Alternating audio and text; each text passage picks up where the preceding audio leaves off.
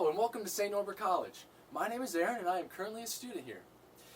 Right now we are inside one of our first year residency options, Madelaine and Lorraine Hall, which we like to call Madlore. St. Norbert is home to a 4-year residency requirement, but that's okay because we do like to spend our times in the dorms. So let's take a look around. You'll notice right away we have our vanity and our sink. So I can tell you it's nice to brush your teeth and wash your face in your own room. If we take a little bit more of a look around, you'll notice right here that the beds do come lofted. That is the most popular option here at St. Norbert, but if you don't want to loft them, you don't have to.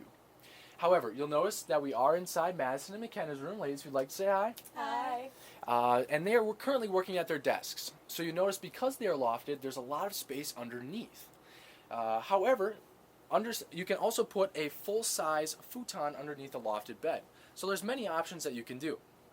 So you notice to my left we do have a full-size futon in the room, and to my right we have our fridge, we have our microwave, and our TV. So you can pretty much have any kind of appliance that you'd like to have. However, what you cannot have in the room is something that stays hot for a very extended period of time. So, no hot plates, no pizza ovens, and especially no open flames, which means no candles.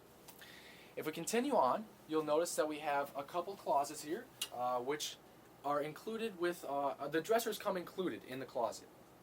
So as we open it here, you'll notice that you can see the dresser on one side, and this only goes halfway. The other half is a full-size closet. So really you got a nice little fun area here to hang some shorter things, but then you do have your full-size closet. You also notice above that there are some spaces for storage. So you can pretty much store anything that you can think of up there.